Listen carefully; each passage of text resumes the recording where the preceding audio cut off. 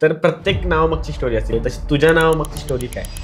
पण मी महाराष्ट्रामध्ये फिरलो एक अनुभवलो की जेव्हा मी मराठीमध्ये बोलतोय, मराठीमध्ये कोणाशी कनेक्ट करतोय, मराठीमध्ये संवाद सांगतोय ना, तर पण आता मला तुझ्याकडून जाणून घ्यायचंय की जुन्नर आहे कसं?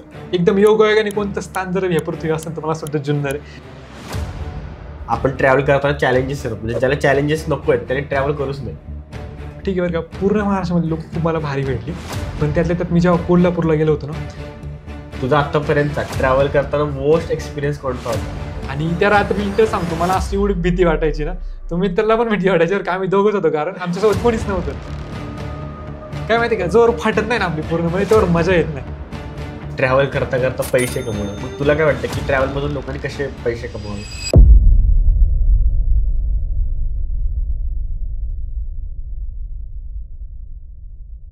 मराठी पॉडकास्टच्या आपल्या नव्या एपिसोडमध्ये आपले आजचे जे गेस्ट आहेत त्यांचं नाव आहे गौरव कवडे आणि ते ट्रॅव्हल इन्फ्लुएन्सर आहेत आणि त्यासोबत त्यांनी ट्रॅव्हल एजन्सी देखील ते रन करतात आणि अख्खा भारत ते फिरत आहेत आणि आपल्या मराठी भाषेमध्ये तो सगळ्या जगासमोर मांडत आहेत आणि लेटेस्ट त्यांनी महाराष्ट्र दौरा देखील चालू केलेला आहे. आणि ह्या एपिसोडमध्ये आपण त्यांच्याकडून त्यांचे ट्रॅव्हल एक्सपिरियन्सेस जाणून घेणार आहोत. चांगले एक्सपिरियन्स आहेत, वाईट एक्सपिरियन्स आहेत, सगळे आपण जाणून घेणार आहोत आणि ट्रॅव्हल करता करता पैसे कसे कमवायचे आणि ट्रॅव्हलमध्ये अजून इतर कोणत्या ऑपॉर्च्युनिटीज आहेत ते आपण त्याच्याकडे जाणून घेणार आहोत. म्हणून बघत राहा आपला आजचा एपिसोड. तर गौरव, आजचा आपल्या पॉडकास्टमध्ये आपण सगळ्या तुझ्या ट्रॅव्हलचे एक्सपिरियन्सेस आणि तू काही जे चांगले एक्सपिरियन्स असतील, बॅड एक्सपिरियन्स सगळे आम्हाला सांग आणि आपल्या ऑडियन्सला सगळ्या माहिती व्हावी अशी माझी इच्छा आहे. तर पहिलं तर मला ना तुझ्याकडून हे जाणून घ्यायचं आहे की तुझं नाव जे ठेवलंयस, तू गौरव नाही ठेवलंस इंस्टाग्रामला, तू ठेवलंयस वाटसरू. तर प्रत्येक नावामागची स्टोरी असते. मी पण माझं नाव विंग्स ऑफ ट्रॅव्हलर ठेवलं, त्याची एक स्टोरी आहे, तशी तुझ्या नावामागची स्टोरी काय? सो लहानपणापासूनच ना, म्हणजे मी पहिल्यांदा 4थी पर्यंत मराठीमध्ये शिकलो, त्यामुळे मराठीचा जो शब्दसंग्रह असतो ना तो मला थोडासा चांगला होता. त्यामुळे मला अशी जे बेसिक एकदम ऑथेंटिक नाव आहेत ना ती फारशी माहिती होती. आणि मग मी साधारण कॉलेजला जेव्हा माझं कॉलेज सुरू झालं पुण्यामध्ये, तर मी फिरायला सुरुवात केली. स्वतः तर सोलोच फिरायचो मित्रासोबत आहे का. तर मग फिरता फिरता मग काय आलं, इंस्टाग्राम थोडीशी फोटोग्राफीची आवड लागली. मग असं ठरलं की काहीतरी युनिक नाव पाहिजे, कारण असं आपण पण बाकीच्यांना बघत असतो की बाकीच्यांची काही ना काही नावं असतात त्यांनी ठरवलेली अशी. म्हटलं आपल्या पण असं काहीतरी ऑथेंटिक नाव पाहिजे, जे असं लई फॅन्सी पण नाही वाटलं पाहिजे आणि एकदम मराठीला आपल्याला रिलेट पण झालं पाहिजे. आणि मग तेव्हा मला ते वाटसरू नाव सुचलं. आणि मग एकदा मी सहज हरिश्चंद्रगडला ट्रेकला गेलो होतो, तेव्हा मग ते मी म्हणजे चालता चालता आम्ही खूप चालत होतो ॲक्च्युअली ना, हरिश्चंद्रगडला इकडून खिरेश्वर मार्गे गेलं तर खूप चालावं लागतं. आणि मग तेव्हा जस्ट मला ते नाव सुचलं की भाई आपण वाट चालतो एवढी मोठी, मग ते वाटसर करतो आपण. मग त्यावर मग ते वाटसरू नाव मी डिसाईड केलं ते, आणि तेव्हापासून यूज करायला साधारण 6-7 वर्षांपूर्वीची ही गोष्ट. मस्त मस्त, चांगली स्टोरी आहे. म्हणजे त्या हरिश्चंद्रगडाकडे जाताना तुला नाव माहीत पडलं. पण तुला असं वाटलं नाही का की अरे ॲज अ सोशल मीडियामध्ये आपण जेव्हा बघतो, म्हणजे मी जेव्हा विंग्स ऑफ ट्रॅव्हलर नाव ठेवलं होतं ना, तर मला लोक म्हटले होते अरे तू हे असं नाव का ठेवलंस, विंग्स ऑफ ट्रॅव्हलर हे कम्प्लीट इंग्लिश नाव आहे आणि तू भाषा बोलतोस मराठी. काय माझं असं होतं की बाबा मी जर माझा नवीन एका चॅनल चालू करतो तर माझ्या भाषेत सुरुवातीला आपण ठेवावं, म्हणजे प्रेफरन्स मराठीला द्यावा. तर मग लोक म्हणत होते की पण तो इंग्लिश नाव आणि मराठीत बोलतो. आता तुझं असं आहे की नाव मराठी, मग तुला असं वाटत नाही की कंटेंट कुठेतरी लिमिट होईल भविष्यामध्ये जाऊन की मराठीपर्यंत? म्हणजे तसं बघायला गेलं तर होतं बरं का, एक किती नाही म्हटलं तरी एक लिमिट असते साधारण की आपलं मराठीचे कंटेंट त्यातून त्या ट्रॅव्हल कंटेंट त्याला कोण नको लिमिट भेटणार. पण ठीक आहे, आवड आहे आणि त्यात पहिल्यापासून मराठीमध्ये शिकलो, त्यामुळे मराठीची ओढ थोडी जास्त आहे माझ्या मनामध्ये. ठीक आहे, थोडासा रीच कमी भेटेल पण सॅटिस्फाईड आहे मी. ठीक आहे, मराठीमध्ये कंटेंट बनवण्यामध्ये, मराठीमध्ये बोलण्यामध्ये मला मजा वाटते, त्यामुळे ठीक आहे. हा बरोबर. म्हणजे पण उलट जरी भविष्यात जरी आपण हिंदी लोकांपर्यंत जरी पोहोचलो ना, पण त्यांना तो शब्द तरी माहित होईल की अरे ह्याचं नाव असं आहे, म्हणजे काय अर्थ आहे ह्या नावाचा. आणि कितीतरी मराठी शब्द आहेत जे लोकांना असेच माहित झाले एखाद्या मराठी क्रिएटरनी बोलून. हा बरोबर. ऍक्च्युअली आता विषय काय होतो ना की वाटसर नाव मी जरी इंग्लिशमध्ये टाईप केलं ना ऍक्च्युअली, तर बऱ्याच जणांना ना ते वाचताना पण ते असं हे करतात की नाही भाई नक्की काय लिहिले याने. काही जणांना हे वाटसर नावाचा मिनिंग पण माहित नव्हतं. काही जण म्हणतात की वाटसर, काही जण तर मला ना वासरू म्हणतात. म्हणजे हे पण मी काय, अरे तू वासरू नाव ठेवले, म्हटलं नीट वाचा रे तुम्ही, ते वाटसरू लिहिले टी पण आहे. मी पण ऑब्झर्व केलं हे वासरू. हा ते काय होतं ना, आपण स्पीडमध्ये वाचत जातो बऱ्याचदा आणि मग ते वाटसर तर वासरू कधी होऊन गेलं. तुझा चेहरा पण असा एकदम सोज्वळ, एकदम शांत स्वभावाचा दिसतो, म्हणून लोकांना वासरू लगेच होतं वासरू ठेवला असेल.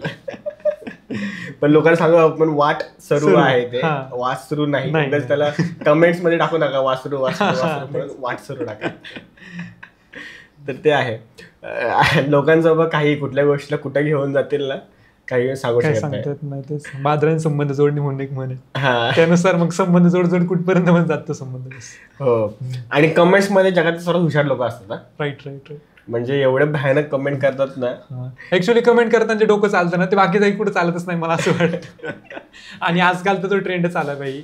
आपण ना मीम्स म्हणजे एखादं स्क्रोल इंस्टाग्राममध्ये एखादी पोस्ट आली, आपण ते पोस्ट बघितलं सगळ्यात पहिल्यांदा कमेंट चेक करत जातो, चांगले असं वाईट असं बाई बस, आणि फक्त कमेंट्स बघायचे फक्त. त्या कमेंट वाचण्यामध्ये जास्त मजा येत असते ऍक्च्युली. आणि इव्हन आता मित्र पण काय करतात, रील सेंड करतात, पण रील बघायचे टाकतात की कमेंट्स बघ. ते कमेंट्स जम भारी असतात लोक कमेंट्स मध्ये. क्रिएटिव्हिटी असते माणसांची ती बरोबर कमेंट्स मध्ये दिसून येते. भले कंटेंट मध्ये क्रिएटिव्हिटी थोडीशी कमी पडेल पण कमेंट्स मध्ये नाही पडणार. आणि काही दिवसांनी इंस्टाग्रामचं अल्गोरिदम मला तर वाटतं कमेंट्स वरच जास्त चालेल ऍक्च्युली. सध्या शेअर्स वर जास्त आहे, कोण व्हिडिओ शेअर जास्त करत, पण जसं अजून जास्त इंस्टाग्राम ग्रो होईल ना तर ते अजून जास्त काय म्हणू शकतो आपण एंगेज्ड कंटेंट करण्यासाठी ज्याला जास्त कमेंट त्याला जास्त पुश इंटरॅक्शन जास्त झाला. बरोबर. कारण सगळेजणच कमेंट्स करायला आपला अमूल्य वेळ घालवत नाहीत त्यामुळे. आणि दुसरं एक होतं की आता मी काही दिवसांपूर्वी जुन्नरला आलो होतो, तर जुन्नरला तुम्हाला थोडीशी हेल्प केली, सांगितलं गोष्टी वगैरे, पण आता मला तुझ्याकडून जाणून घ्यायचंय की जुन्नर आहे कसं. जुन्नर म्हणजे पहिलं तर म्हणजे आत्ताच माझा ना काटा आला सांगतो नाही, ठीक आहे. तर जुन्नर म्हणजे सगळ्यात पहिल्यांदा म्हणजे आपल्या अखंड हिंदुस्थानाचे आराध्य दैवत आपले छत्रपती शिवाजी महाराज यांची जन्मभूमी. बस ती ओळख एक पुरेशी बरं का. पण त्या पलीकडे सांगायचं झालं तर जुन्नरमध्ये खूप काही म्हणजे निसर्गापलीकडे निसर्ग एवढा भारी नाही जुन्नरचा. तुम्ही आले ना तुम्हाला असं जाऊशी वाटणार नाही. तुम्ही कधी असं नाही की फक्त पावसाळ्यात आहे, हिवाळ्यात आहे, उन्हाळ्यात आहे. आमच्या जुन्नरमध्ये तुम्हाला थंडावा जाणार, तुम्हाला प्रॉपर पावसाळा पण भेटणार आणि प्रॉपर हिवाळा पण भेटणार, म्हणजे थंडी पण ऊन पण प्रॉपर भेटणार. आणि हे पण असं नाही की जास्त आहे खूपच जास्त पाऊस आहे किंवा खूपच जास्त ऊन आहे, असं एकदम प्रॉपर लिमिटेशन आहे. त्यातून आता जुन्नरमध्ये तुम्ही बघा अराउंड शिवनेरी, चावण, जीवधन, निमगिरी, हडसर, सिंदोळा, नारायणगड एवढे किल्ले आहेत. परत आपला ऐतिहासिक नाणेघाट जो सगळ्यात पुरातन म्हणजे काय बोलतात एक सातवाहन काळापासून व्यापारासाठी वापरला जायचा. कल्याण बंदरावरून इकडे पैठण साईडला जो व्यापार व्हायचा तो सगळा नाणेघाटातून व्हायचा. परत त्या नाणेघाटामध्ये जी लेणं आहे त्यामुळे तो ब्राह्मी भाषेत शिलालेख, त्यामुळे आपल्या मराठी भाषेला अभिजात दर्जा भेटला. म्हणजे असं किती काय सांगण्यासारखे. आणि परत आपलं अष्टनायकाचे 2 गणपती, ओझरचा गणपती, लेणीचा गणपती. परत ज्ञानेश्वर महाराजांनी त्या रेड्या करून वेद वधून घेतले होते, त्याची समाधी. असं खूप काही. ऍक्च्युअली एक मंदिर आहे जुन्नरमध्ये ब्रह्मनाथाचं म्हणून, ते फक्त 12 वर्षामध्ये एकदा उघडतं. नेक्स्ट इयरला ते उघडणार आहे. हा तर म्हणजे असं खूप काही जुन्नर बघण्यासाठी. 5 धरणं आहेत, म्हणजे कोणत्या तालुक्यामध्ये एवढे 5 धरणं नसतील, एवढे 5 धरणं आहेत. 5 धरणांचं पाणी म्हणजे आम्ही दुष्काळ पण नाही कधी एवढा बघितला बरं का. म्हणजे मला आठवतं आमच्या जन्मापासून आमची विहिरी 2-3 मोटर आहेत, पण आमची विहीर पण कधी कोरडी पण नाही. सगळं काय एकदम प्रॉपर आहे. म्हणजे जर जगाने असं एकदम योगायोगाने कोणतं स्थान जर ह्या पृथ्वी असेल तर मला असं वाटतं जुन्नर आहे. कारण सर्व गुण संपन्न आहे, तुम्हाला सर्व काय बघायला भेटेल. आणि त्यात आता जर सायन्स क्षेत्रामध्ये सांगायचं झालं तर आमच्या जुन्नरमध्ये खोडदला आहे ना तर radio observatory giant metre wave radio telescope. तुम्ही जाताना पुणे नाशिक हायवेवर जात असाल तर मग तुम्हाला नारायणगाव साईडला उजव्या बाजूला दिसून येईल ते. तर ठीक आहे. तर म्हणजे सायन्समध्ये पण कुठं कमी नाही. आणि त्यामुळे काय होतं की ती रेडिओ ऑब्झर्वेटरी ना त्यामुळे आमच्या जुन्नरमध्ये ठीक आहे जास्त फॅक्टरीज नाही होते, म्हणजे जास्त MIDC वगैरे घेऊ नाही शकत. का तर त्यांना कसं वातावरण एकंदरीत क्लिअर लागतं. त्यामुळे फक्त आमचे ते 2-3 साखर कारखाने सोडले तर बाकी जास्त काही फॅक्टरीज नाही. त्याचा एक म्हणजे ठीक आहे निगेटिव्ह पॉईंट पण आहे त्याचा, पण प्लस पॉईंट असा की त्यामुळे कसं म्हणजे प्रदूषण नाही जुन्नरमध्ये बघायला भेटणार. तुम्हाला एकदम नॅचरल हवा भेटणार, ऑक्सिजन पुरेपूर ऑक्सिजन. बस जे शहरामध्ये जास्त आपल्याला बघायला भेटत नाही, अनुभवायला भेटत नाही, ते तुम्हाला जुन्नरमध्ये आरामशीर बघायला भेटेल. परत तू ते नागनाथ मंदिर ते सांगितलं असतो ते पण पाणी आहे त्यातून बाहेर येतं. ऍक्च्युली जुन्नरच्या बरोबर बॉर्डर आहे जुन्नर आणि आंबेगाव तालुक्याच्या, पण ते शिवलिंग पण खूप भारी, त्याची गोष्ट पण खूप भारी त्याच्या मागची की डायरेक्ट शिवलिंग आहे त्याच्यामधून असं पाणी बाहेर येतं कंटिन्यू. बरोबर. आणि अजून ते कुकुडेश्वर पण ते पण बरोबर. झांज राजांनी 8व्या शतकामध्ये झांज नावाच्या राजाने एक 12 नद्यांच्या उगमापाशी 12 शिव मंदिरं बांधली होती. त्यापैकीच 2 मंदिरं, एक आपलं नागेश्वर मंदिर खिरेश्वर गावामधलं आणि कुकुडेश्वर मंदिर.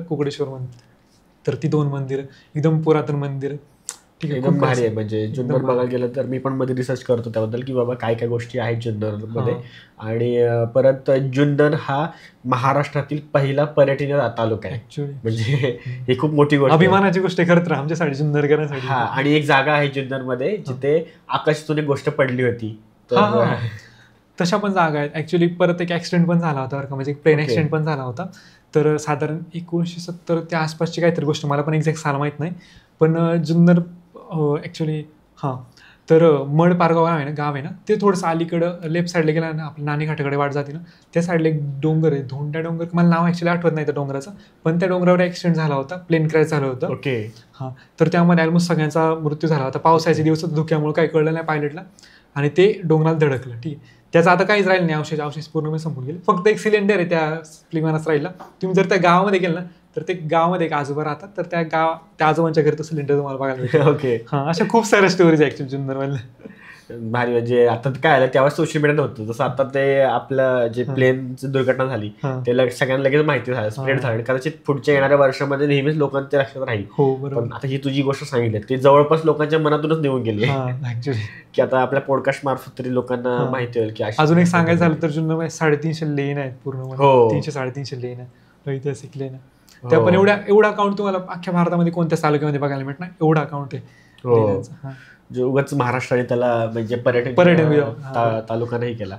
इव्हन प्रकी घाणेकरांचं पुस्तक वाचत होतो मी जुन्नर बद्दलचं, तर त्यांनी लिहिलंय की जुन्नरमध्ये एखाद्या माणसाने जर फिरायला यायचं असेल ना, तर त्याला जवळपास 15 ते 20 दिवस लागतील सगळं जुन्नर बघण्यासाठी. दिवसभर म्हणजे तो किल्ले बघतोय, तो लेण्या बघतोय, तो पूर्ण हे तू सांगितलं असं ते विमानाचे अवशेष म्हण किंवा आकाशातून एक कुठली तरी गोष्ट पडली होती ती आता गायब झाली आहे, पण ती जुन्नरमध्ये ती जागा आहे तिथं की तिथं ती पडली होती आणि त्याच्या कथा पण आपल्याला ऐकायला मिळतात. तर तशा जागा आहेत. कुकुडेश्वरचं मंदिर आहे, परत अजून बऱ्याचशा हिडन प्लेसेस पण आहेत जुन्नरमध्ये. तर सगळ्या फिरायला तर 15 ते 20 दिवस लागू शकतात माणसाला, एवढं जुन्नर. आणि चांगलं की तू अशा शहरातून येतोस आणि तुझा ट्रॅव्हलचाच कॉन्टेंट आहे. म्हणजे तू तुझ्या एरियात जरी फिरला असतास ना, तर मला तर वाटते तरी तुझे फॉलोअर खूप वाढले असते. ऍक्च्युली सुरुवातीवरूनच केली होती मी, सुरुवातीला सायकल फिरत केली होती, तेव्हा जुन्नरमध्येच फिरलो होतो मी, आणि त्यानंतर मग माझी कॉन्टिन्युएशन चालू झालं. ओके, म्हणजे सुरुवात जुन्नर पासूनच झाली होती. बरोबर. आणि जुन्नरमध्ये माझं तू फूड वगैरे तर भारीच आहे. ऍक्च्युली जुन्नरमध्ये तुम्ही जर जुन्नरला गेले प्रॉपर जुन्नरमध्ये बस स्टँड समोर गुरुदत्त मिसळमध्ये मला खूप आवडते पर्सनली, प्रमोशन वगैरे नाही पण मला पर्सनली खूप आवडते. म्हणजे मी जेव्हा वेळ भेटेल किंवा जुन्नरला गेलं मिसळ खाऊन यायची आपल्या तिथं. पेढेवाले पण भरपूर सारे फेमस आहे ओतूर साईडला, म्हणजे बऱ्यापैकी ऍक्च्युली आपण कोणत्याही गावामध्ये गेलं ना तर तिथलं काही फेमस असतं, तसं आमच्या जुन्नरमध्ये पण भरपूर आहे असं काही. वडापाव कुठे चांगला भेटतो? मला वडापाव मध्ये जास्त इंटरेस्ट आहे. नारेगावचा वडापाव, नूतन वडापाव, तो पण मला खूप आवडतो. तर परत नारायणगावला एक समोसा आहे. ऍक्च्युली मी 11-12 नारायणगावलाच केलं ना, 10 किलोमीटर आहे माझ्या घरापासून. तर आम्ही रेग्युलर ना, म्हणजे आठवड्यात 2-3 वेळा तरी. तर जेव्हा आपण कॉलेज जायचं येटन रिटर्न समोसा खाऊन यायचं. मला तिथला शिवशक्ती म्हणून एक शॉप आहे, तर तिथला समोसा खूप आवडायचा. आणि स्टँड समोर एक मसाला दूध सेंटर, तर तिथले मसाला दूध मी कायम प्यायचं, म्हणजे बस आठवण म्हणून सांगितलं. ओके, मस्त. नाही असतंच म्हणजे प्रत्येकाला. मला इव्हन मी तुला जुन्नरला जाताना विचारलं होतं की आधी सांगून ठेवायला कुठं काय काय खाऊ. ती गुरुदत्त मिसळ मी खाऊन आलो, प्रत्येक पेढे पण खाऊन आलो, आणि बाकी तर आता नंतर कधी परत जाईल, कारण एका दिवसात जसं म्हटलो आपण 15-20 दिवस लागतील. पण आता हे सगळं ठीक आहे, पण सर्वात जास्त तर तुला म्हणजे प्लेस निवडायचे शिवनेरी नाव नको घेऊस, कारण मला माहिती आहे आपल्या सगळ्यांना जर कोणाला जर विचारलं जुन्नरमध्ये सर्वात आवडती प्लेस कोणती, तर ऑब्व्हियसली महाराजांपुढे कोणच दुसऱ्या गोष्टीला चूज नाही करणार. म्हणून मला तुला असं विचारायचं की शिवनेरी सोडून जुन्नरमध्ये तुला कुठली गोष्ट जे आवडते सर्वात जास्त प्लेस?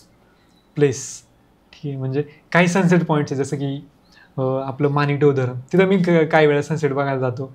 किंवा मग किल्ले, बाकीच्या किल्ल्यावर मी बहुधा जातच असतो, जसं की जीवधन किल्ला, तिकडे तर कायम जाणं होतं.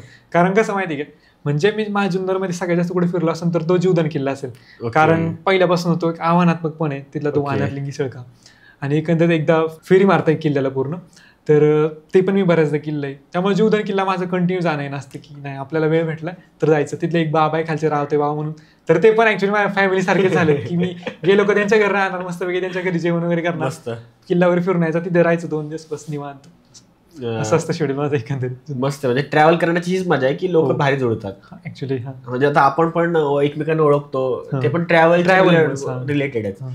इव्हन आपण इंस्टाग्रामचे जरी फ्रेंड असलो पण तरी आता आपण बोलताना असं वाटत नाही की अरे आपण ह्या माणसाला फार वेळा भेटलो नाहीये किंवा पहिल्यांदाच आपण भेटतोय, किंवा ऑनलाईन एवढी फ्रेंडशिप स्ट्रॉंग होते ना लोकांची, आणि त्यात परत ट्रॅव्हल मध्ये भेटण्यात अजून मजा वाटते. आणि मग अजून तू एक मी तुझं पाहत होतो अकाउंट, तर तू आता महाराष्ट्र दौरा पण चालू केलास, तू कुठवर आला आता महाराष्ट्र दौरा तरी 20-30% झालाय. मला पूर्ण महाराष्ट्र फिरायचं माझं स्वप्न आहे बरं का. आणि म्हणजे मी भारतामध्ये तर पूर्ण खूप जागी फिरलोय बरं का, म्हणजे नॉर्थ पासून साऊथ पर्यंत बऱ्यापैकी स्टेटमध्ये फिरलोय. पण मला असं वाटतं की आपलं महाराष्ट्र राज्यामध्ये एवढं काय फिरण्यासारखं की भाई जर माझा पूर्ण जन्म जरी गेला ना तरी मला बघून होणार नाही. तरी पण मी ट्राय करतोय की ज्या चांगल्या चांगल्या फेमस जागा आहेत, फेमस म्हणण्यापेक्षा कसं माहिती का, ज्याच्यामध्ये खरंच पोटेन्शियल, ज्याच्यामध्ये किंवा खरंच त्या जगासमोर मांडण्यासारख्या आहेत, ज्या खरंच बघण्यासारख्या आहेत, तर त्या फिराव्या, त्या सगळ्या बघाव्यात असं वेळ देऊन प्रॉपरली. तर चालू आहे. आता कोल्हापूर फिरलो मी काही दिवसांपूर्वी, रत्नागिरी फिरलो, आता अहिल्यानगरला गेलो होतो, त्यानंतर संभाजीनगर, आता सध्या अकोला, नाशिकला पण जाऊन आलो. तर चालू आहे, हळूहळू चालू आहे. तर गाडीवर फिरतोय मस्त की मजा येते, एकटा फिरतोय, लोकांना भेटतोय. आणि मी एक अनुभवलो की भाई म्हणजे ठीक आहे मी बाहेर पण फिरलो होतो, पण मी महाराष्ट्रामध्ये फिरलो एक अनुभवलो की जेव्हा मी मराठीमध्ये बोलतोय, मराठीमध्ये कोणाशी कनेक्ट करतोय, मराठीमध्ये संवाद सांगतोय ना, तर तेव्हा लोक खूप जास्त कनेक्ट होतात. लोक खूप जास्त आपुलकीने माझ्या जवळ येत आहेत, त्यांना कंटेंट आवडतोय की मी फिरतोय म्हणून. बऱ्याच जागी तर गेल्यावर ना म्हणजे असं ते काय म्हणतात काहीतरी भेटवस्तू आणणार, किंवा मग काही जागी तर एक सत्कार वगैरे करतात काही ते खूप भारी वाटतं की नाही आपल्याला कामाला कोणतरी ऍप्रिशिएट करतंय. कारण मराठी मग कंटेंटमध्ये मी एवढं बघितलं नव्हतं की आतापर्यंत अशा कामाला कोणी ऍप्रिशिएट करतं की काही फिरताना कोणतरी असं नॉर्मली फिरत राहिले त्याला कोणी ऍप्रिशिएट करणं एवढं कोणी भेटलं ठीक आहे. म्हणजे इंस्टाग्राम युट्यूबवर सपोर्ट करतात, पण असं एखाद्या तुम्ही देवस्थानमध्ये गेला तुमचा सत्कार झाला म्हणजे हे मी कधी एक्सपिरियन्स नव्हतं केलं, जे मला आता एक्सपिरियन्स करायला भेटतंय. ठीक आहे, तर एकदम मस्त चालू आहे. आणि पूर्ण महाराष्ट्र मला फिरायचा, तो सगळ्यांसमोर मांडायचा आहे. स्वप्न होतं माझं काही दिवसांपूर्वी की म्हणजे मी पण काही जणांचं बघितलं होतं की लोक महाराष्ट्र फिरतात, जे ट्रॅव्हल कंटेंट क्रिएटर्स आहेत पूर्ण महाराष्ट्र फिरतात, बस तेच सगळ्यांसमोर मांडायचं. ॲक्च्युअली मला लहानपणाचं पण एक स्वप्न होतं की पूर्ण आपल्या छत्रपती शिवाजी महाराजांचे पूर्ण 360 किल्ले ते पूर्णपणे बघायचे, एक्सप्लोअर करायचे, जगासमोर मांडायचे. तर ठीक आहे, ती संधी मला भेटली, त्याबद्दल मी खरंच यावी तर त्याचं खूप ऋणी मानतो की नाही हे मला करायला भेटतंय. कारण खूप जणांचं असतं की नाही करायला भेटत, आपल्या पॅशनला फॉलो करायला नाही भेटत, आपल्या आवडीला जोपासायला नाही भेटत, आणि ते मला करायला भेटतं, त्याबद्दल मला खूप भारी वाटतं. ठीक आहे, पण आता पॅशनवरून तुझ्या पॅशन गाडीची मला आठवण झाली आता त्याचं काय सांगू शकतो मला? हां, तर ठीक आहे. तर जेव्हा मला महाराष्ट्र देशाची सिरीज चालू करायची होती तर तेव्हा मी ठरवलं की मला सोलो फिरायचं, बाद झालं. ग्रुपसोबत भरपूर फिरलो, भरपूर सोलो, आता काहीतरी सोलो फिरू, काहीतरी चॅलेंजेस येतील. पण कसं माहिती का, मला माझ्या लिमिट थोडंसं पुश करायचं होतं. नाही आपल्याला ठीक आहे, हे चॅलेंजेस आहेत ना ते आपण ॲक्सेप्ट करू आणि त्याला फेस करू. तर मग मी ठरवलं की नाही आपल्याला गाडीवर आपण एक्सप्लोर करू. ठीक आहे, बसनी करताय, पण बसनी कसं माहिती की सपोज आपण एखाद्या एक जागेवर दुसऱ्या जागेवर चाललो आणि आपल्यामध्येच काहीतरी वेगळं दिसलं तर बस म्हणून थांबता येत नाही. मग म्हटलं आपण तेच जर आपण गाडीवर हे केलं तर कसं माहिती का, स्वतःला एक त्रास होईल की ठीक आहे आपल्याला काहीतरी चॅलेंज आहे की आपल्याला त्रास होतोय गाडी चालवताना, पण मग त्या बदल्यात आपल्याला काहीतरी नवीन पण एक्सप्लोर करायला भेटणार, नवीन काहीतरी गोष्टी पाहायला भेटतील. रँडम असं कोणतरी भेटलं, हात केला, आपण त्याशी आपल्या गाडी मागं बसवलं, त्याशी गप्पा मारत चालले, आपल्याला काहीतरी नवीन ऐकायला भेटलं. असं खूपदा होतं. मग मी ठरवलं की नाही आपण गाडीवर एक्सप्लोर करायचं. आणि काय असतं की प्रत्येकाच्या आयुष्यात आपले काहीतरी मित्र असं दोन ठराविक की आपण त्यांना एखादा प्लॅन बनवला की त्यांना सांगतो की भाई माझ्या अशा डोक्याकडे आणि मी असं करायचा प्लॅन करतोय, तर तुला कसं वाटतंय? मग माझं डोक्यात होतं की नाही आपण गाडी घेऊया आणि गाडीवर फिरूया. पण मग आता ह्याचं ट्रॅव्हल कंटेंट क्रिएट आणि एवढं पण मोठं नाही, आता जस्ट बिगिनिंग, मी तर 1-1.5 वर्ष, त्यामुळे एवढं बजेट पण नव्हतं माझं. मग मी ठरवलं की मग माझ्या मित्राने मला सुचवलं की बघ मान्य ही तुझी इन्व्हेस्टमेंट आहे, म्हणजे जर गाडी घेतली तुझी इन्व्हेस्टमेंट आहे ऑब्व्हियसली, बरोबर, पण मग तू जर त्याला पूर्ण खर्च केला तर मग तुला करायची ट्रॅव्हलमध्ये थोडंसं कॉम्प्रोमाइज करायला लागेल. ठीक, त्यामुळे तू एक काम कर, माझी गाडी घे, माझ्या गाडीवर फिर. आणि खरंच हे असा मित्र लांबणं नशीब लागतं. म्हणजे की नाही डायरेक्ट तू काहीतरी प्लॅन करतोय, त्याच्याकडे गाडी नाही, मी एकच गाडी, तू घेऊन जा डायरेक्ट. आणि असं नाही की त्याच्या मित्राचे खूप मोठं म्हणजे असं एकदम श्रीमंत आहे, नॉर्मल आपल्यासारखं एकदम मिडल क्लास फॅमिलीमधला, तुम्हाला म्हटलं की जा माझी गाडी घेऊन जा, फिर, तुला काय लागतंय ते कर, मला काय गरज लागली तर तुला सांग. कारण म्हणजे जे सपोर्ट करतात ना असे तेच मित्र कायम राहतात आपल्यासोबत. आणि त्यांनी मला त्या काळामध्ये मदत केली. मग आता त्या गाडीवर मी फिरतोय, थोडासा त्रास होतो बरं का, ऑब्व्हियसली जे ट्रॅव्हल करतात खूप सारं त्यांना माहिती आहे की एकदम 110 सीसीच्या गाडीवर तुम्ही 300-400 किलोमीटर एका दिवसात करत असाल की नक्कीच त्रास होणार. त्यासोबत नुसतं ट्रॅव्हल नाही करायचं, सोबत आपल्याला शूट करायचं, डोक्यामध्ये सगळे विचार ठेवायचे की आपल्या हे गोष्टी बघायच्यात, ह्या वेळेमध्ये आपलं सगळं काय झालं पाहिजे, पुढं हॉटेलचं बुकिंग वगैरे, कुठं राहायचं काय, सगळं काय नियोजन एकट्याला करायचं. त्यामुळे मग चॅलेंजेस पण येत असतात. पण ठीक आहे, चॅलेंजेस आल्यावर मला असं वाटतं की आपण चॅलेंजेस जेव्हा फेस करतो तेव्हाच आपली कुठून कुठे ग्रोथ होते. ठीक आहे, रोजच मसल मेमरी वापरून आपण तेच काम केलं तर ग्रोथ नाही होत एवढी. बरोबर. तर मग फिरतोय आता त्या गाडीवर आणि भारी वाटतं, थोडंसं मजा पण येते, लोक भेटतात आणि खूप सुंदर लोक भेटतात ऍक्च्युअली मला. त्यामुळं एकदम मस्त चालू माझा महाराष्ट्र दौरा माझ्या गाडीवर. ठीक, पण लवकरच मी अपडेट करायचा विचार करतोय, लवकरच गाडी वगैरे घेईल मस्त, कारण आता बऱ्यापैकी सेट झाले तर गाडी घ्यायला पण काही हरकत नाही. चांगले चांगले. म्हणजे तुला असंच प्रगती होऊन लवकर तू अजून गाडी वेगळी घेऊ. आणि मला असं ऑब्झर्व झालं की आपली मराठी लोक आहेत ना ते मैत्रीच्या बाबतीत खूप पुढे आहेत. म्हणजे माझा एक मित्र आहे मनीष नावाचा. एकदा काय झालं, आम्ही रायगडावर जाणार होतो, रायगडावर राहायला जायचं होतं आणि आम्ही सकाळी निघालो आणि बोललो पहिलं आजूबाजूचा परिसर बघू आणि संध्याकाळी रायगडावर जाऊ. पण हा काय म्हटलं माहितीये का की अरे माझी गाडी आहे ना, माझे पप्पा घेऊन गेले, तर तू पहिला पुढं जा आणि मी येतो मागून तुम्हाला जॉईन करतो. आणि संध्याकाळचे किती वाजले का, 4 वाजले, हा आलाच नाही. आणि ह्याचा कॉल आला की तुम्ही वर चढायला सुरुवात करा, मी येतो. आणि संध्याकाळचे 7 वाजले, वर आम्ही थांबलोय टेंट वर टाकून, हा येतोय कुठे. आणि नंतर ना हा खालनं मला दिसले बॅटरी घेऊन एक व्यक्ती येतोय आणि आला वर आणि याला म्हटलं अरे काय रे मनीष किती वाजले, 7-8 वाजता कोणी येतं का म्हटलं, सकाळी आमच्यासोबत जॉईन होणार होतं 11ला. तर तो म्हटलं अरे माझे पप्पा गाडी घेऊन गेले होते आणि मी वाट बघितली 3 वाजेपर्यंत येतात का, पण ते काय आले नाहीत. मग शेवटी माझी सायकल काढली आणि सायकल घेऊन रायगडावर आलो. आणि तो माझ्या रायगडापासून 55 किलोमीटर लांब राहतो डोंगरावर. डोंगरावर सायकल घेऊन आला आणि वर आला. तर त्याला म्हटलं अरे कशाला आलास, सांगायचं ना कॉल करून की मला नाही जमू शकत. तो म्हटलं हे बघ आपण म्हणजे प्रॉमिस केलेलं की आपण रायगड सोबत फिरायचा आणि आपण महाराजांना फॉलो करतो. सगळे इतिहास महाराजांचा बघितलं किती मैत्री, त्यांच्या मित्रांनी त्यांना किती साथ दिली. म्हणजे तोफेच्या गोळ्यांचा आवाज जोपर्यंत येत नाही तोपर्यंत मी माझा जीव पण सोडणार नाही. हे मैत्रीचं उदाहरण महाराजांनी आपल्या समोर ठेवलं. आणि त्यांच्या किल्ल्यावर आपण जर मैत्री आपली टिकवू नाही शकलो किंवा आपण दिलेला शब्द नाही पाळू शकलो तर आपण त्यांचे खरंच आपण त्यांना फॉलो नाही करत. आपण त्यांना फक्त ऍज अ फॅन म्हणून किंवा फक्त त्यांची मजा म्हणून आपण त्यांना बघतो. तर हे असं मैत्रीची उदाहरण आपल्या महाराष्ट्रामध्ये खूप बघायला भेटतात.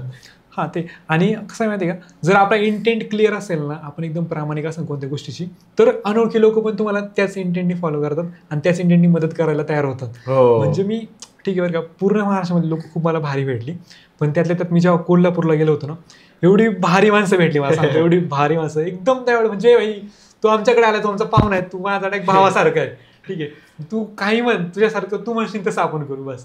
एवढी भारी माणसं भेटली मला कोल्हापूरला. खरंच कोल्हापूरकर खूप खूप धन्यवाद तुमचं. खूप भारी ट्रीटमेंट भेटली मला. पूर्ण भारतामध्ये एवढी भारी ट्रीटमेंट भेटली नसेल. खूप मस्त. म्हणजे मी कंपॅरिझन करून बाकीच खाली दाखवते, पण खरंच कोल्हापूरकर तुमचा नाद नाही भाई. ते म्हणजे फुल धाडसी असतात. करूया, चल इकडे जाऊ, काय लात मारेन ते पाणी गाडी. कुठं आलं सांग, मी लगेच येतो, मी घ्यायला. कुठे आलं रे माझ्याकडे, हे मला पण कॉल करून किंवा मेसेज पण सांगतात की भाई कोल्हापूरला आलास ना का इथं आम्हाला भेटल्याशिवाय जायचं नाही म्हणून. 100%. तर गौरव, आतापर्यंत आपण सगळ्यात चांगलं बघितलं.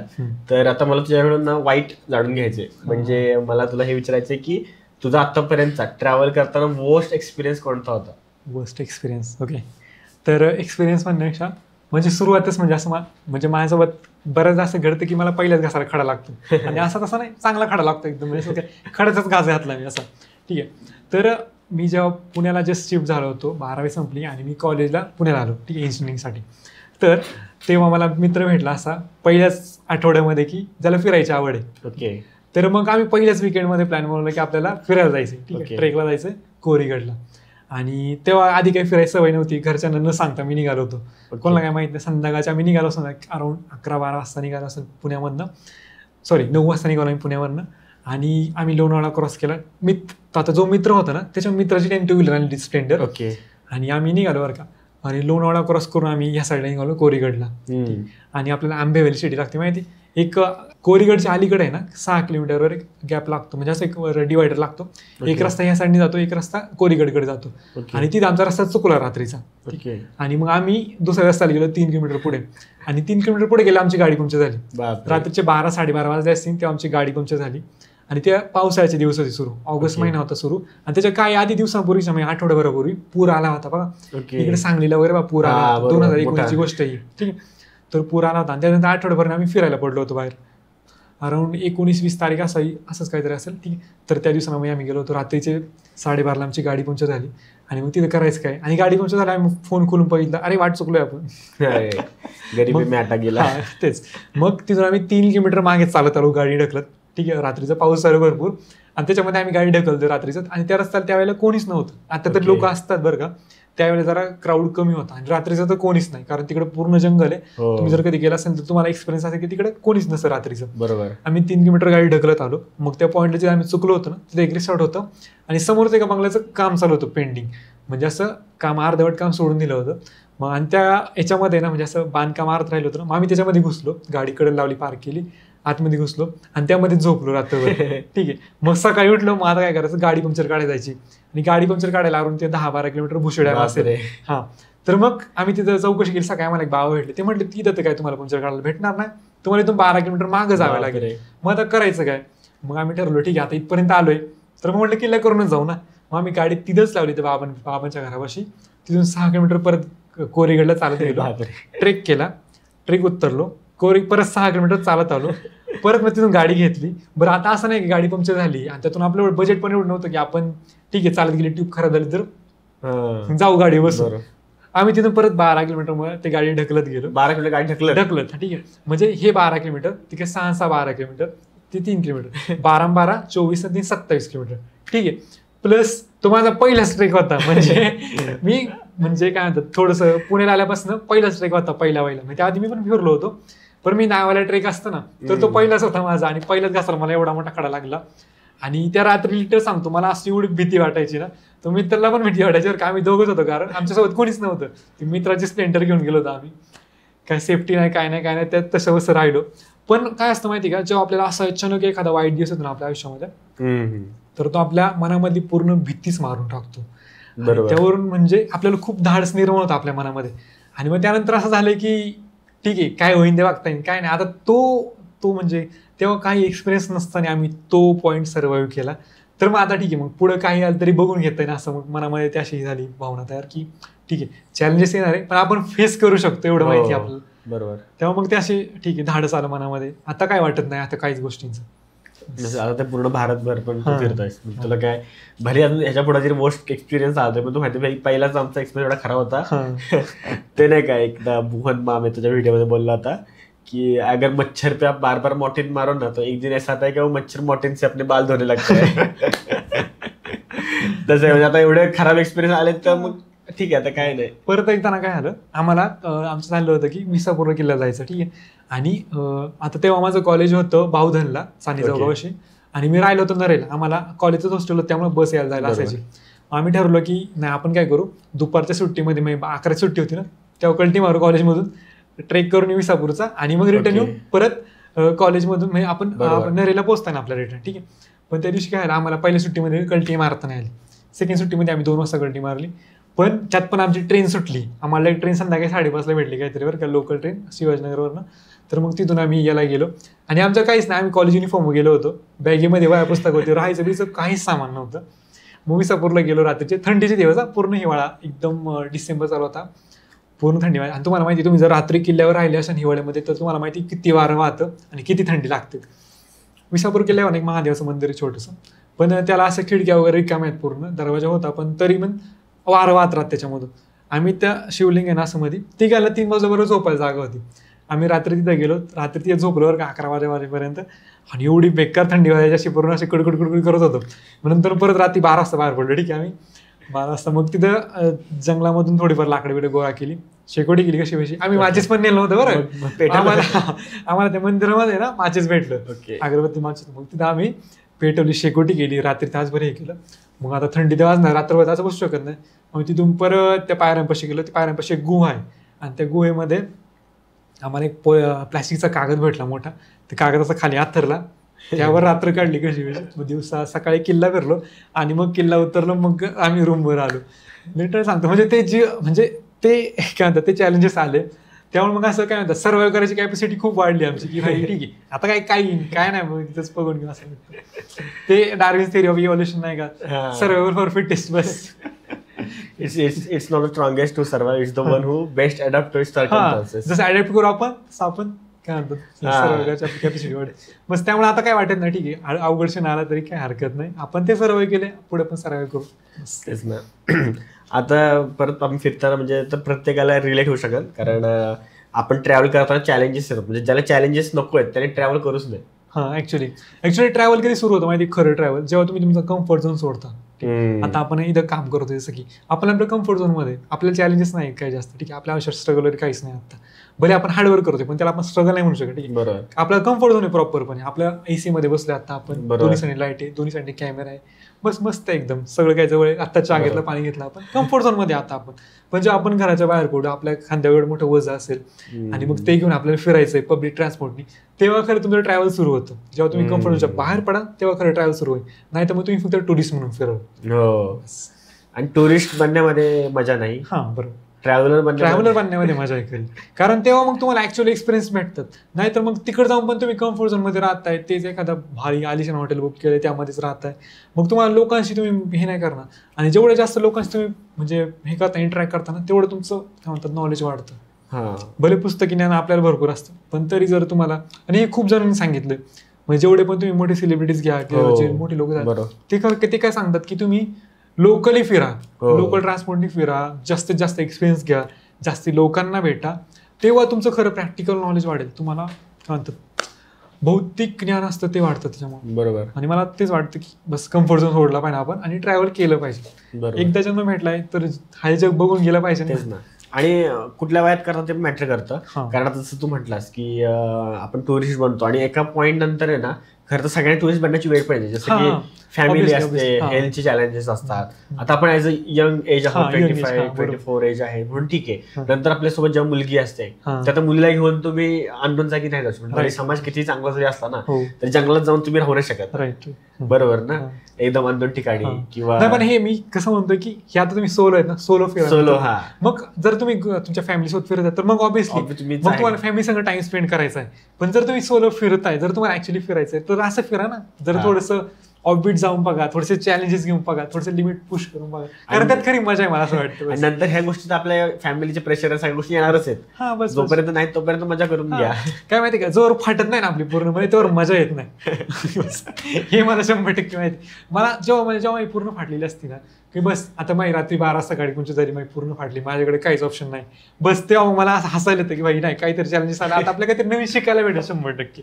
हा ना, ते आहेच. आणि परत तू व्हिडिओ बनवली होतीस आणि त्यावर स्वप्नील जोशी सरांनी कमेंट केली होती, मग तो कसा एक्सपिरियन्स होता?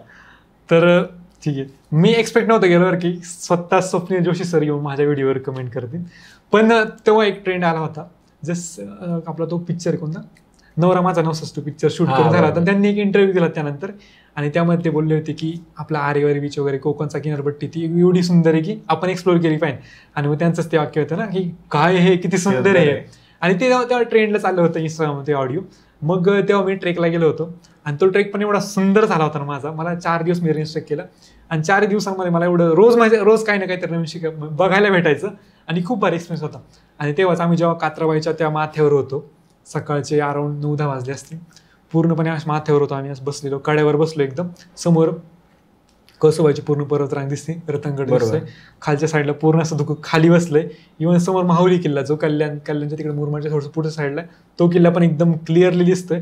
आणि वरती पण पूर्ण निळा आकाश आहे, पूर्ण खाली सफेद ढग, असे फक्त शिखर दिसत आहेत लांब लांबपर्यंत. बरोबर. आणि तो सीन एवढा भारी होता, तेव्हा मला ते वाक्य आठवलं स्वप्नील सरांचं. ठीक आहे, कारण मी निवांत बसलो होतो, माझे मित्र माझ्यासोबत 4 जण होते, आम्ही टोटल 4 जण होतो, पण 3 जण थोडे साईडला बसले होते आणि मी एकटाच साईडला बसलो होतो, एकटाच वेगळा. कारण मला ते असं जस्ट एक्सपिरियन्स करायचं होतं भाई, कारण हे बघायला भेटत नाही शक्यतो पुढं, हे खूप रिअर गोष्ट होती ती. आणि मग मी ठरवलं की नाही आपण थोडंसं वेळ जाऊन बसतो, थोडं वेळेचं 5-10 मिनिटं. आणि तेव्हा मला जस्ट ते आठवलं की ते वाक्य काय आहे, किती सुंदर आहे. मग मी लगेच तेव्हा जस्ट कॅमेरा हे केला आणि व्हिडिओ बनवली. आणि बस ते नशीबच म्हणायचं आणि योगा पण म्हणायचा भाई, आली सरांची कमेंट. आणि खूप भारी वाटलं मला तेव्हा, अनएक्सपेक्टेड होतं. पण ज्या गोष्टी अनएक्सपेक्टेडली भेटतात आपल्याला, सरप्राइझिंगली भेटतात, त्यात खरी मजा असते. कारण बऱ्याचदा आपल्याला समजा माहिती की नाही भाई हे होणारच आहे, तर मग तेव्हा एवढी मजा येत नाही, कारण आपल्याला ऑलरेडी आधी माहिती असतं. पण जे माहिती नसतं, जे अनएक्सपेक्टेडली आपल्या आयुष्यात येतं, ते खरंच खूप भारी असतं. बरोबर.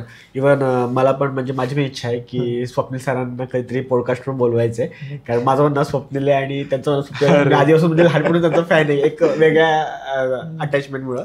आणि परत त्यांचे फिल्म पण खूप भारी आहेत, म्हणजे मुंबई पुणे मुंबई म्हणजे फुल आयकॉनिक मूवी, म्हणजे त्याचा तो दिवस मला जगायचा आहे. म्हणजे मी शोधतोय अशा पर्सनला की जो मला सोबत देईल फक्त त्या मूवीचे सीन रिक्रिएट करायला.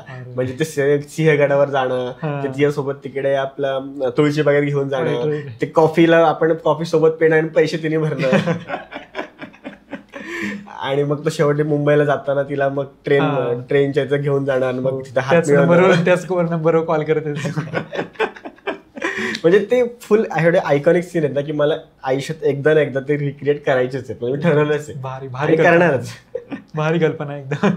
म्हणजे तू पण मला दिसतोस की तुझ्या ह्याच्यामध्ये मग मला फिल्मी सीन दिसतात, आयुष्याचं मूवी सारखं जगायचा प्रयत्न करतोस तू. पण मला असं वाटतं की राईफनी मला सरप्राईज दिलं पाहिजे, भले ते चांगलं असो वाईट असो, पण चॅलेंजेस आले पाहिजे आयुष्यामध्ये, काही चांगल्या गोष्टी पण येतात चॅलेंजेस सोबतच, आणि एक स्पॉन्टेनियस लाईफ पाहिजे मला. मला असं नको की ठीक आहे मी आता हे करणार, मला त्यानंतर ते म्हणणं आहे, मला सगळं माहिती नको आहे समोरचं, ठीक आहे काहीतरी सरप्राईज ठेवायचं मला समोर, भले ते चांगलं असं वाईट असो काही फरक नाही पडत, आपल्याला ते ॲक्सेप्ट करणं आहे आणि पुढे प्रोसीड करणं आहे, आणि त्यात मला मजा वाटते खूप, त्यामुळे मग मी असं लाईफ जगायचा प्रयत्न करतो माझ्या परीने. मस्तच. आणि आता वॉश एक्सपिरियन्स झाला आपला, आता तुला म्हणजे पर्सनली मला विचारायचं की तुला आवडतं काय खाण्यासाठी? ट्रॅव्हल म्हटल्यावर लोकांना ना फूड खूप म्हणजे त्यांच्या जीवाचा म्हणजे जवळची गोष्ट आहे, की ट्रॅव्हल म्हणजे वेगवेगळ्या टाईपचं फूड खायला भेटणार. मग तुला कुठलं फूड आवडतं? आता फूड तसं सांगायचं झालं तर मला म्हणजे ठीक आहे सगळ्यात सांगायचं झालं म्हणजे मी आत्तापर्यंत खूप फिरलोय, आणि त्यावर मी एकच सांगेल की मला माझ्या घरचं खूप खायला आवडतं. कारण म्हणजे मी असले एक्सपेरिमेंट माझ्यावर ट्राय केलेत ना, म्हणजे बाहेर मी खूप काय बरं का खूप काय एक्सप्लोर केलं, खूप काय म्हणजे लोकली गेलं का तिथं ट्राय करतो पाहिजे, पण मग ठीक आहे मग बाहेर आपण एकदा बाहेर राहायला सुरुवात केली ना मग आपल्याला करतं घरचंच खाणं बेस्ट होतं. भले आपण बाहेर आपल्याला खूप काय ट्राय करू, खूप काय विविध प्रकारच्या व्हरायटीज असतात, प्रत्येक जागेत काही ना काही स्पेशालिटी असते, पण तरी मग आपल्या तोंडाला आपल्या जिभेवर एक चव बसलेली असते बस, का आपल्याला आपलं घरचं किंवा लोकलच आपल्याला खूप जास्त आवडतं. ठीक आहे म्हणजे असं नाही की मी त्यांना नाव ठेवत आहे, पण कसं आहे माहिती की आपला भारत एवढा डायव्हर्स आहे ना, म्हणजे खूप जास्त बायोडायव्हर्सिटी खूप जास्त, म्हणजे आपण जसं म्हणतो की 20-30 किलोमीटर गेलं भाषा बदलते, तसंच आहे की प्रत्येक 20-30 किलोमीटर गेलं 100 किलोमीटर गेलं की चव पण बदलणार प्रत्येक फूडची, भले त्याचं नाव सेम असेल सगळी प्रोसेस सेम असेल तरी पण चव बदलते, आणि तिकडल्या लोकांच्या जी वेगवेगळी चव बसली असते त्यामुळे ती गोष्ट त्यांना आवडते, पण गरजेच नाही ती आपल्याला आवडेलच, त्यामुळे आपण त्यांना नाव नाही ठेवते, पण ती त्यांच्या प्रकारे ती बेस्ट आहे, आपल्या प्रकारे हे बेस्ट आहे बस. आता जसं की मी केरळला गेलो होतो, केरळ कायसाठी फेमस आहे? टी प्लांटेशनसाठी. मला वाटलं की केरळमध्ये खूप भारी चहा भेटेल, पण असं झालं की ठीक आहे मला नाही आवडला तो, पण त्याला मी नाव नाही ठेवलं का तर मला माहिती आहे तिकडल्या लोकांना तो चहा खूप आवडतो, कारण त्यांच्या जिभेवर ती चव बसलेली. माझ्या जिभेवर चव बसलेली कोणती? पुण्याची. मी पुण्याचा चहा मला खूप आवडतो, जसं की आपण खूप सारे फेमस चहावाले अमृततुल्य सगळे अमृततुल्य सगळे चहा अमृततुल्य आपल्या आवडीचे आहेत. आणि दुसरं म्हणजे मला हे विचारायचं होतं की आता हे झालं आपलं फूडच्या बाबतीत, आपण बोललो ट्रॅव्हलच्या बाबतीत, सगळ्या गोष्टी बोललो आपण, पण सर्वात महत्वाचा मुद्दा म्हणजे गड संवर्धनाचा. ठीक आहे आपण ट्रॅव्हल करतो, मजा करतो, मस्ती करतो, पण ह्या पलीकडे पण आपली एक जबाबदारी आहे जी गड संवर्धनाची, ती किती महत्वाची? तर सुरुवातीला जेव्हा मी फिरायला सुरुवात केली ना तेव्हा फक्त माझ्या डोक्यात होतं की आपल्याला गड किल्ले फिरायचे, ठीक आहे, पण जेव्हा सोलो म्हणजे जास्त गड किल्ले फिरायला लागलो, म्हणजे बरोबर आधी तर कसं असायचं की आम्हाला जुन्नरमध्ये फक्त शिवनेरी 2-3 किल्ले माहिती असायचे, तिथंच आम्ही जायचो आणि तिथं एवढा क्राऊड नसायचा. पण जसं मी पुण्याला शिफ्ट झालो, क्राऊडेड जागी जायला लागलो, मग तेव्हा काय लागलं की नाही कचरा पण खूप होतो किल्ल्यांवर, बरोबर, तर त्याकडे कोणी लक्ष देत नाही. आणि बघा ना आपल्याला आपल्या घरामध्ये कचरा पडला आवडतो का? नाही आवडत. तसं आपण त्या किल्ल्यांना जर आपलं घर मानतो तर आपल्याला तिथलं बघायला म्हणजे तिथं असा कचरा बघायला नाही आवडत. आणि त्यातल्या त्यात मग काय झालं की जसं फिरायला जसे कॉन्टॅक्ट्स वाढले फिरण्याच्या लोकांचे, मग कळलं की संवर्धन मोहिमा पण होतात. मग मी बारायगडमध्ये जॉईन केलं, बरोबर, 2019 बारायगड जॉईन केलं आणि मग त्यानंतर संवर्धन करायला लागलो आणि मग त्या कम्युनिटीमध्ये लोक भेटले आणि मग त्यामध्ये आनंद यायला लागला की नाही भाई आपल्या छत्रपती शिवाजी महाराजांचे एवढे 350 किल्ले ते जर आपल्याला पुढल्या पिढीला दाखवायचे असतील आणि एकदम चांगल्या परिस्थिती दाखवायची असेल, असं नाही की नुसते नामशेष म्हणून का हा दरवाजा दहा पडलेला आता बस तुम्ही इमॅजिन करून घ्या, नाही ते ऍक्च्युली म्हणजे दिसला पाहिजे त्यांना ती जाऊन फील झालं पाहिजे त्या सगळ्या गोष्टी.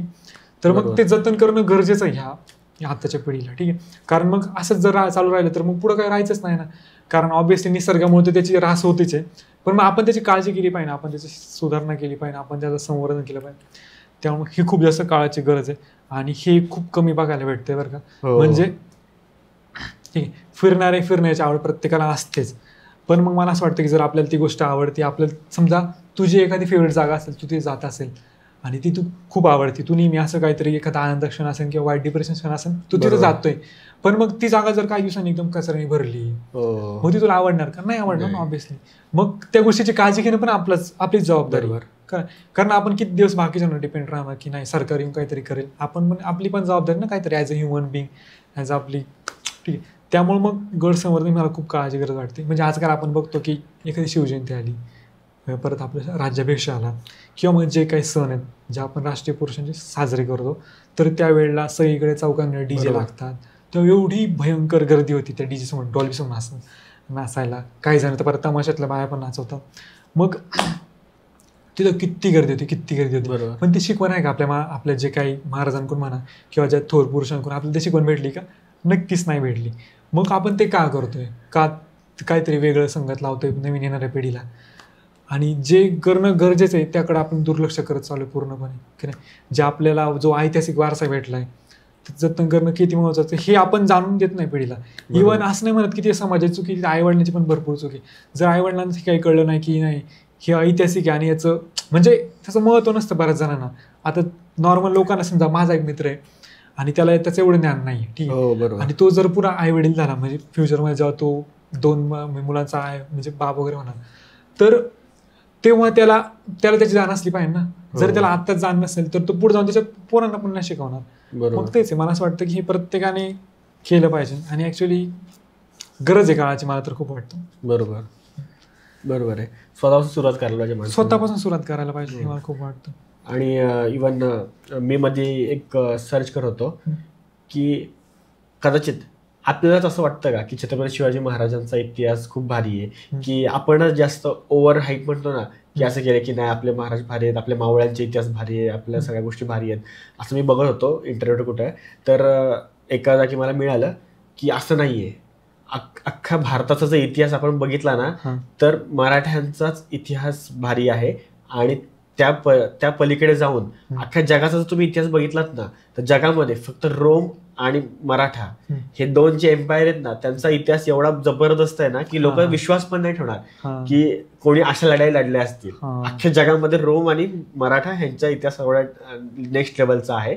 तर त्यात मला ऑब्झर्व झालं की जर आपण हे गड किल्ले संवर्धन नाही केलं, हे गड किल्ले जर आशन तसे नाही ठेवले, तर ते बाजीप्रभू देशपांडेंनी जी पावनखिंडीत लढाई लढली होती, तानाजी मालुसरे यांनी हात तुटून सुद्धा लढाई जी लढली होती, आणि आपल्या फर्जंद जी होते त्यांनी एक निवडक मावळ्यांसह पूर्ण अख्ख्या किल्ल्याला जिंकलं होतं. तर हे लोकांना विश्वासच नाही बसणार. म्हणजे आता आपण म्हणतो ना की आता काही लोक म्हणतात की महाभारत आणि रामायण हे सगळं खोटं आहे किंवा हे असं घडलंच नाही, असं होऊ तरी कसं शकतं. जर आपण हे गड किल्ले आपण जर शाबूत नाही ठेवले ना तर येणारी पिढी तेच म्हणणार की अरे हे असं कसं होऊ शकतं, एक माणूस 300 जणांना कसा काय थांबू शकतो. म्हणून हे गड किल्ले जतन करणं गरजेचं आहे. म्हणजे आणि त्यातून काय होतं माहिती की लोकांना ना शाहिस्ते खानाची बोटं मोडली ती आणि अफजल खानाचा कोथळा बाहेर काढला, त्याच्या पलीकडचा महाराज कळलेच नाही अजून. त्यामुळे कसं माहिती की पुस्तकं वाचणं पण गरजेचं आहे त्यासाठी. आणि जेव्हा ते आपण पूर्णपणे आत्मसात करू, पूर्णपणे पुस्तक वाचणं त्यामध्ये मग्न होऊ, पूर्ण इतिहास जाणून घेऊ, तेव्हा या गोष्टींची किंमत कळेल खरं तर. कारण नेत्यांच्या तोंडून ऐकलेलं भाषण समोर आपल्याला महाराज समजणार नाही.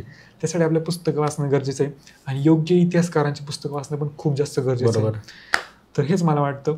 आणि जर आपण पुस्तकी ज्ञान थोडंसं घेतलं, कारण कसं माहिती आहे इतिहास हा प्रज्वलित आहे. म्हणजे मी जर तुम्हाला सांगितलं काहीतरी इतिहास तर तुमच्यासाठी तो इतिहास ठरणार. जर सांगत गेला तर तो इतिहास बदलला जातो पूर्ण. पण जर एखाद्या चांगल्या इतिहासकाराकडून पुस्तकातून त्याचं वाचलं, जसं की निनाद बेडेकर झालं, ते मला खूप आवडतात पर्सनली. तर त्यांच्या इतिहास जेव्हा आपण वाचू, जेव्हा आपल्याला पूर्णपणे गोष्टी कळतील की नेमकं कसा होता तो काळ, कसा होता, सुवर्ण काळ का म्हणतात शिवाजी महाराजांच्या काळाला, जेव्हा ते कळेल ना तेव्हा मग आपल्याला हे गोष्टी जतन का करायच्यात याची किंमत कळेल. आणि मग तेव्हा आपण त्याच्याकडे कुठेतरी वाटचाल करायला सुरुवात करू.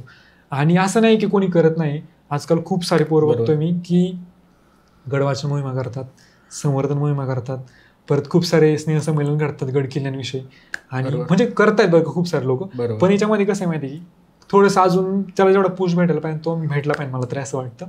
बाकीच्या लोकांनी पण ज्या कोण करत नाही या गोष्टी तर त्यांनी पण थोडीशी इन्व्हॉल्वमेंट दाखवली पाहिजे. बरोबर, असं मला वाटतं. आता प्रत्येक ट्रॅव्हलरना एक गोष्ट हवी असते ती म्हणजे ट्रॅव्हल करता करता पैसे कमवणं. कारण ट्रॅव्हल म्हणजे पूर्ण एक्सपेन्सची गोष्ट आहे. म्हणजे इव्हन मी माझा विंग्स ऑफ ट्रॅव्हल चॅनल चालू होतो ना तर मी माझ्या पैशामध्ये सगळा चॅनल चालला आतापर्यंत, जे की महान सगळ्या गोष्टी दाखवल्यात ना सगळा खर्च स्वतःच केलाय, कुठे ब्रँड प्रमोशन्स नाही आले. आणि तुला माहिती की आपण ज्या कॅटेगरीमध्ये पडतो म्हणजे जास्त भेटत नाही, म्हणजे गड किल्ले असेल चांगल्या गोष्टी लोक जास्त सपोर्ट नाही करणार. ते जगाची रीतच तशी आहे. तर मग अजून कठीण पडतं चांगल्या गोष्टी करण्यासाठी. मग तुला काय वाटतं की ट्रॅव्हल मधून लोकांनी कसे पैसे कमवावे?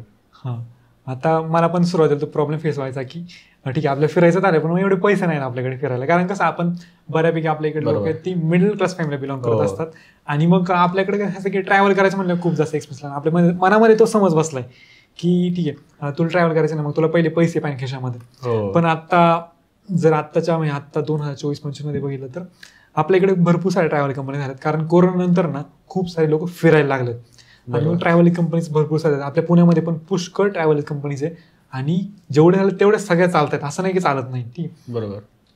आणि त्या कंपनीजमध्ये कसं माहिती का तुमच्याकडे थोडंफार स्किल सेट असले जसं की तुमच्याकडे थोडंसं लिडरशिप क्वालिटीज असल्या, बरोबर, परत तुम्ही एखादा ग्रुप प्रॉपरली मॅनेज करत असाल किंवा मग तुम्हाला थोडंसं काय म्हणतात तुम्ही फिजिकल थोडंसं फिट असाल म्हणजे तुम्ही ट्रेक एकदम प्रॉपरली करू शकत असाल मग मोठे मोठे ट्रेक्स पण.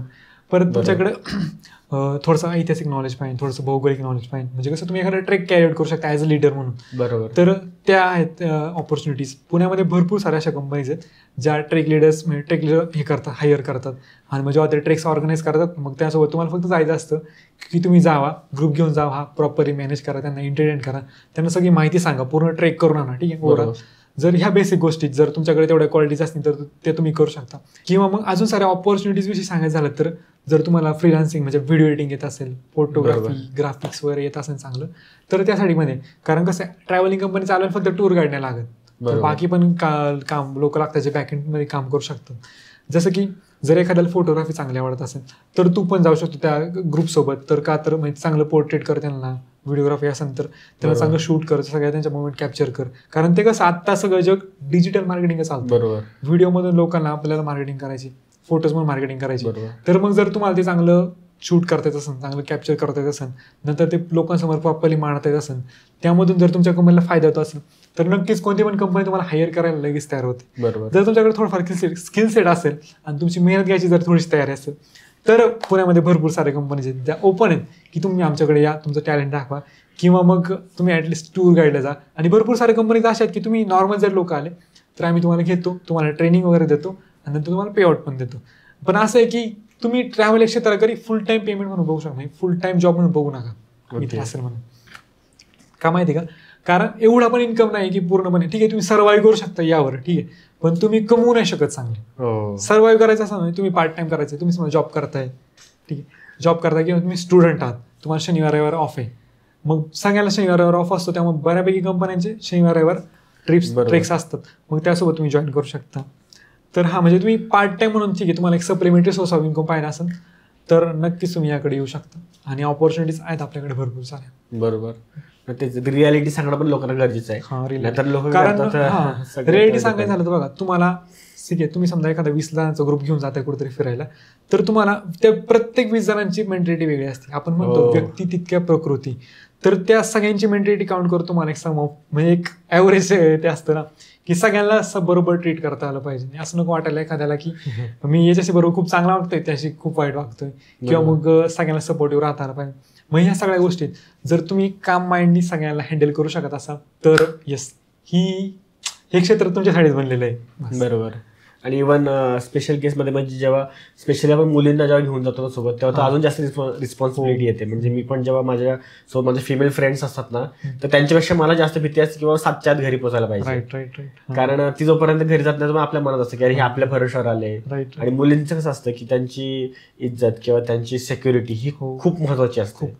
आणि आजकाल लोक पण म्हणजे काय असे आपण म्हणू शकतो सगळ्यांवर जरी आपण विश्वास ठेवत असलो आपल्याला चांगली लोक भेटतात पण तरी पण आपण बोलू शकत नाही की प्रत्येक भेटणारा व्यक्ती हा चांगलाच असू शकतो. डोळे झाकून विश्वास नाही ठेवू शकत, त्यामुळे मग बस त्या गोष्टींची काळजी पण घ्यायला लागते. हा म्हणजे म्हणतात ना की prevention is always better than cure. म्हणजे नेहमी भीती असलेली चांगली. म्हणजे आपण बघतो ना पिक्चर मध्ये की भूताच्या जो जास्त घाबरतो तो शेवटपर्यंत जिवंत राहतो आणि जो सर्वात जास्त म्हणतो ना की अरे काय होणार नाही चला जाऊ पहिल्याच टप्प्यात तसं आहे. म्हणजे मुलींमध्ये किंवा आपण आपल्या एकमेकांमध्ये भीती पण असलेली बरी की असं होऊ शकतं, आपण त्याची आधीच केअर केलेली बरी. बरोबर ना. मग आता लोकांनी ह्याला म्हणजे मला तर वाटतं कॉन्टेंट क्रिएशनला ऍज अ बिझनेस म्हणूनच ट्रीट करावं. राईट, बिझनेस म्हणूनच. आणि हो मी सांगेल की जर कॉन्टेंट क्रिएशन म्हणजे तुमच्याकडे जर एखादा छंद असेल, बरोबर, जर तुम्हाला एखाद्या गोष्टीची आवड असेल आणि त्यातून जर तुम्हाला अर्न करायचं एक साधन भेटलं आणि हे तुम्ही लॉंग टर्मसाठी म्हणजे लॉंग टर्मसाठी ठीक आहे, लॉंग टर्मसाठी तुम्हाला चांगला पैसा येणार असेल त्यामधून, म्हणजे किती नाही म्हटलं आपण रिसर्च करू त्यावर. बरोबर. आणि त्या रिसर्चमधून जर तुम्हाला हे भेटलं की जर आपली आवड आहे एखाद्या गोष्टीविषयी, आपल्याकडे एखादं पॅशन आहे आणि त्या पॅशनमधून आपल्याला चांगला पैसा येऊ शकतो फ्युचरमध्ये पण, तर तुम्ही यामध्ये फुल टाईम या, मी तर असं म्हणेन. बरोबर. ठीक आहे. जर त्यामधून तसं होणार नसेल तर जॉब किंवा दुसरं काहीतरी केलं तरी चांगलं आहे. म्हणजे तुम्ही पार्ट टाईमला केलं ठीक आहे, छंद जोपासणं पार्ट टाइम जर केलं तरी एकदम प्रॉपर आहे. मी असं नाही म्हणत की तुम्ही नाही तुम्हाला काहीतरी पॅशन आहे आणि मग तुम्ही यामध्ये उतरलं पाहिजे, असं नाही म्हणत. फुकटचं म्हणजे असं मोटिवेशन देऊन काय मला फायदा वाटत नाही. त्यापेक्षा जर तुम्हाला वाटतं असं की नाही हा याच्यामध्ये आपण करू शकतो, याच्यामध्ये आपल्याला हे आपले घरचे पण तेवढे सपोर्टिव्ह आहे, तर मग 100% तुमच्याकडे वेळ असेल तर तुम्ही 100% ते करू शकता. ठीक आहे. आता जाता जाता मला तुला शेवटचा एक क्वेश्चन असं विचारायचं आहे की तुझं ड्रीम काय ट्रॅव्हलच्या रिलेटेड? तर ड्रीम विषयी सांगायचं झालं ना तर म्हणजे असं काही पर्टिक्युलर नाही की मला ही ट्रिप करायची का ती ट्रिप करायची, पण मला असं वाटतं की जर मी ह्या पृथ्वी तलावर जन्म घेतलाय, ठीक, पैसे तर कमवायचे, ऑब्व्हियसली सगळ्यांना पैसा लागतो, प्रत्येक गोष्टीला पैसा लागतो, त्यामुळे पैसा तर कमवायचा आहे, काय हरकत नाही. पण म्हणजे मला जो मोकळा टाइम आहे ना, म्हणजे पूर्णपणे एक्सप्लोर करण्यामध्ये, म्हणजे जगामध्ये खूप साऱ्या गोष्टी बघण्यासाठी, खूप साऱ्या, ठीक आहे. तर त्या जेवढ्या होतील तेवढ्या बघायच्यात, एक्सप्लोर करायच्यात, आणि एकंदरीत की म्हणजे प्रत्येक गोष्टीने काहीतरी अनुभव भेटतो ना आपल्याला, बस सगळं काही एक्सपिरियन्स करायचं आणि थोडंसं स्पॉन्टेनियसली करायचं. म्हणजे असं नाही की मी पूर्णपणे प्लॅन करतोय आणि मग त्या प्लॅननुसार सगळ्या गोष्टी घडतात, तसं नाही. बरोबर. ठीक, काही अनप्लॅन ठेवायचं. ठीक आहे, आत्ता गाडी काढली, आपण ते म्हणतो ना की बस गाडीवर वाटेमध्ये ठरवू कुठे जायचं ते, बस अशा पण काहीतरी ट्रिप्स करायच्यात, बस हेच. म्हणजे असं पर्टिक्युलर मी काय ठरवून ठेवलं की भाई मला हे करायचं ते करायचं, पण मला खूप काही करायचं, मी असं ठरवलं बस. मस्त. कारण कसं माहिती आहे की ॲट अ टाइम मला हे माहिती नाही की म्हणजे ॲट अ टाइम आपल्याला सगळं माहीत नसतं जगामधलं, ठीक आहे. बऱ्याच गोष्टी असतात ज्या आपल्याला ऑन द प्रोसेसमध्ये कळत असतात, मग तेव्हा आपण ते ॲड ऑन करतो ना. त्यामुळे मी असं ठरवून नाही ठेवत की नाही आपल्याला हे असंच करायचं. आपल्या प्रोसेसमध्ये काही गोष्टी करणार त्या आपल्याला ॲडॅप्ट करायच्यात, ॲक्सेप्ट करायच्यात आणि मग त्यानुसार पुढे चालत राहायचं, बस. बरोबर. शेवटपर्यंत हेच करता येतं, कारण मजा आहे, मला मजा वाटते, खूप आनंद भेटतो आणि बस मॅटर करतं. आनंद समाधानी भेटतं मला खूप जास्त. लोकांना भेटणं, एखादी जागा बघणं, त्या जागेवर निवांत जाऊन बसणं, एकदम सनसेट बघणं, बस या गोष्टी आयुष्यभर करायच्यात. पैसा कमवण्यासाठी मी खूप काही म्हणजे बाकीचे वेज पण आहेत, तर ते मी करतोय, म्हणजे असं नाही दाखवत नाही बरं सोशल मीडिया सगळ्या गोष्टी, पण प्रत्येकजण काही ना काही करत असतो बॅक एंड, बस ते पण मी पण करतोय. त्यामुळे एकंदरीतच बस हाच एक प्लॅन आहे, फिरायचं आणि एक्सप्लोर करायचं, बघायचं जग. आणि आय होप तुझ्या सगळ्या इच्छा आकांक्षा ज्या सगळ्या आहेत त्या कम्प्लीट होतील आणि असंच आपण ग्रोथ करू आणि तुझं चॅनल अजून मोठा जाईल, अजून तू मोठा होशील अशी माझी अपेक्षा आहे. तर थँक्यू आमच्या पॉडकास्ट चॅनल आल्याबद्दल. थँक्यू, तुम्ही मला बोलवलं, मला भारी वाटलं खूप. पहिला एक्सपिरियन्स होता पण खूप भारी वाटलं. बस पहिली गोष्ट माणसाला नेहमी आठवते, पहिली गाडी, पहिलं प्रेम, आणि ते नेहमी स्पेशल असतं. 100%. चालेल, थँक्यू. ठीक आहे. आय होप तुम्हाला व्हिडिओ आवडला असेल तर लाईक करा, कमेंट करा आणि चॅनल सबस्क्राईब जरूर करा, कारण जेवढे आपले सबस्क्रायबर वाढतील तेवढे चांगले गेस्ट आपण आपल्या चॅनल आणू शकतो. म्हणून चॅनल सबस्क्राईब जरूर करा आणि जाणून घ्या आपल्या लोकांच्या गोष्टी आपल्या मराठीत, फक्त आणि फक्त ती मराठी पॉडकास्टवर.